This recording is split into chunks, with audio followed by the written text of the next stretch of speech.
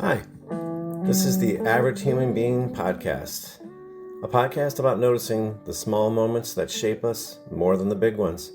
I'm Darren Mell, average human being. I'm not here to teach you anything, just talk about being human. Thanks for listening. Welcome back to another episode of the Average Human Being podcast. And I'm your host, Darren Mell, also an average human being. And I appreciate, I was thinking earlier today, I'm in my late 50s, a Gen Xer, raised in the Midwest suburbs of Chicago. And for myself, I grew up in a background that was very stable. And I have nothing but fond memories during that time. And I thought today, just in this particular episode, is to share some of my averageness. But I also know that I was not political. I really didn't pay attention much to anything simply because I wasn't exposed to a whole lot. Hell, I didn't even vote till probably in the last 15 years. But I've always had this voice in my head that has always kind of spoken to me, and it's gotten louder over the years. And so I'd like to take you back into the early 70s. Maybe those of you that are old enough to remember the Brady Bunch. But my story in terms of just of kind of how or where I've gotten to is, my parents were very stable. My dad was an accountant. You think about calculators and not conversations. My mom stayed at home, and she was basically the CEO of anything that did involve a paycheck. And I was the middle child of three brothers, or three boys, and which I learned, being in the middle, that life isn't fair and hand-me-downs are real. The best way to survive is just kind of keep your head down and observe. I've been married to the same amazing woman for coming up on 29 years now. And I've raised two children, a 26-year-old daughter and a 40-year-old son. And they've taught me more about life than any management seminar that I've been to. And I've been very fortunate. When I was growing up, my family was stable. We never had much good. Nothing happened in either direction, good or bad. And I love my parents. And they helped myself and my two brothers grow up in a stable environment, which as a parent now, it truly has taught me that the environment that you grow up in is key to who you end up being, or at least where you start in the world. A while back, I saw this cartoon, and it had a hypothetical picture of a stork delivering a baby to the first-time parents, and on the white blanket, the baby was being carried in, and on the quotes it said, "Don't fuck me up." Sorry for the F-bomb, but several decades later, as a parent myself, I see how what we do as a father or mother has a tremendous effect on who our children turn out to be when they enter their teenage years.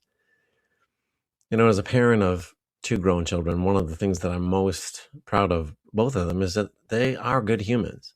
As grown adults, we all generally enjoy each other's company, and that includes my wife as well. When the four of us get together, we are mom and dad to them.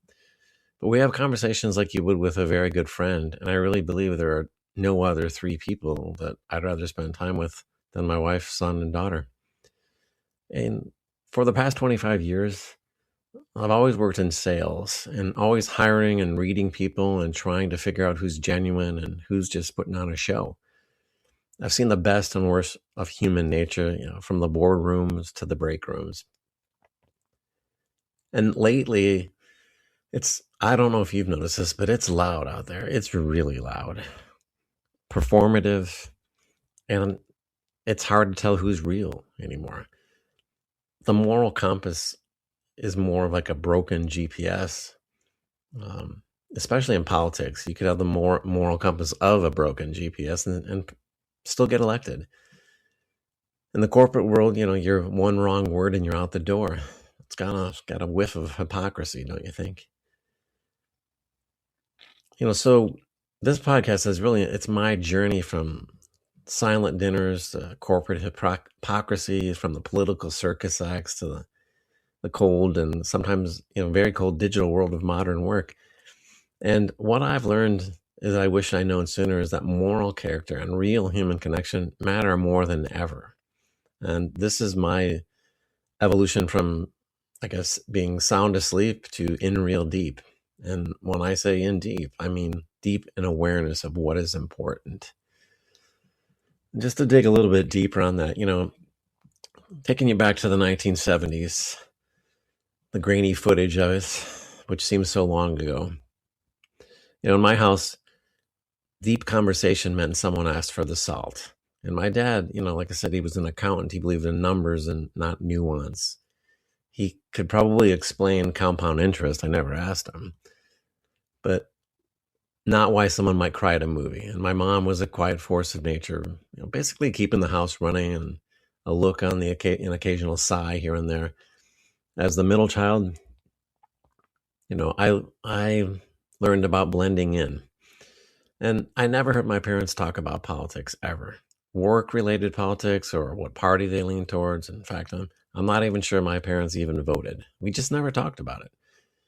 I learned early that in our family, emotions were like fine china. We knew they existed, but we never took them out. And if you wanted to know how someone felt, you had to be a detective and read body language and interpret the sighs and maybe hope for a rare accidental confession. I remember entire dinners where the loudest sound was the clink of a fork on a plate. And we weren't angry. We just didn't talk. And it was if we were all waiting for someone else to go first, and nobody ever did.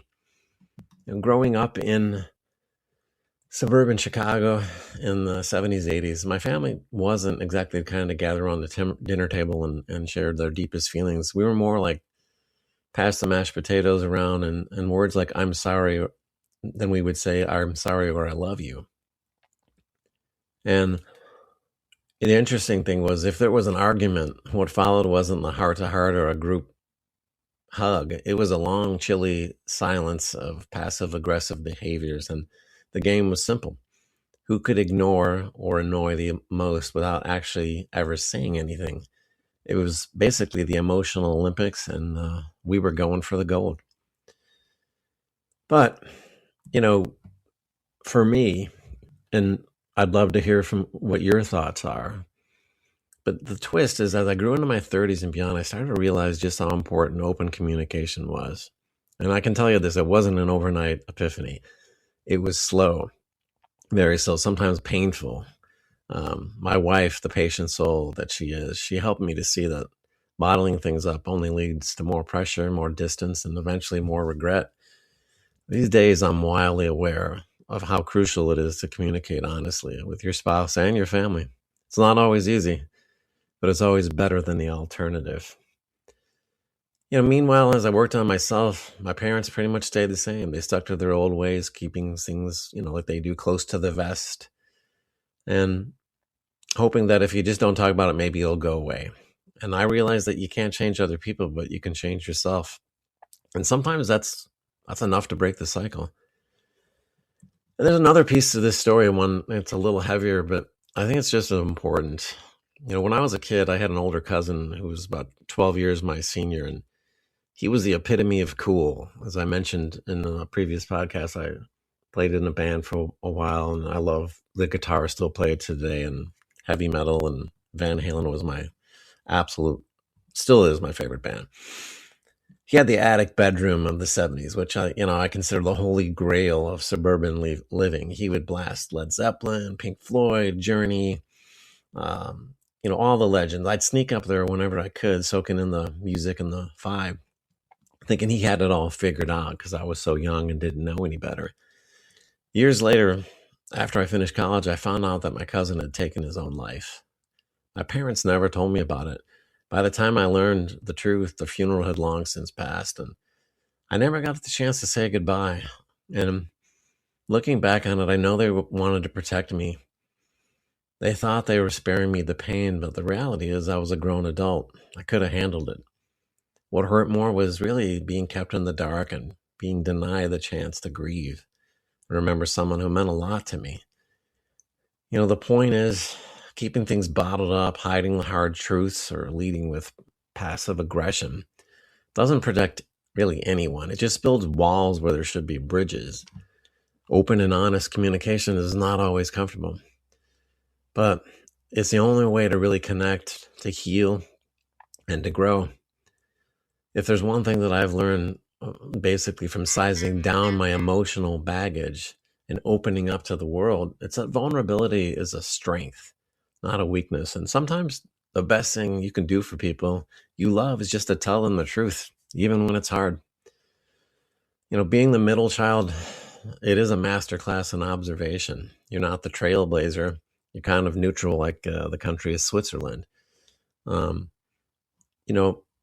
One of the things that I also learned as your childhood years, how things are really stuck in your brain, is that you just end up repeating a lot of the things that you don't even know are ingrained in you. And a perfect example, and my wife still jokes about this to this day, is I grew up Catholic, and not just Christmas and Easter Catholic, but the full experience. Every Sunday we were in church, and every other Saturday I was in catechism class, learning the do's and don'ts, and mostly the don'ts of faith. Catholicism, as anyone who's been through it knows, it's not a laid-back operation. My parents didn't ask if I wanted to go. They just loaded us into the car and off we went. And that was the deal. And as a kid, you don't question the deal. Fast forward to today, I don't attend church anymore. I'd say I'm more spiritual than religious. But here's the funny part. Those early lessons drilled into me by my parents still echo today. My wife, she loves to point out that even I'll still catch myself describing two people living together out of wedlock. I hear the words coming out of my mouth, and then I say, did my mom just possess me for a second? It's a perfect example of how deeply ingrained our parents' beliefs and language can be, even when our own views have shifted. And I'll say this, in wrapping up this episode, this isn't about blaming our parents. When you think about it, they were doing what they thought was right, passing on what they had been taught by their parents, or in this case, my grandparents. And honestly, that's what parents do. They model the values, the habits, and the quirks that they picked up from their parents, and so the cycle continues. Sometimes it takes years and a couple nudges from your spouse, in my case, to realize just how much of your inner monologue isn't actually yours. It's inherited. The truth is our early years are shaped almost entirely by parental influence. We absorb their attitudes, their routines, and their worldviews, often without even realizing it. And while we eventually grow up and make our own choices, those early lessons, good or bad, tend to stick around, popping up in the most just bizarre ways. And so the next time you catch yourself channeling your parents, whether it's at a dinner table or at a casual conversation, remember, we're all works of progress, shaped by the people who raised us. And if you slip up and say out of wedlock like me, just blame it on your childhood and maybe thank your spouse or your significant other for helping you update the script. That's all for today. Thanks for listening. This has been the Average Human Being Podcast with Darren Mel. Thanks for listening.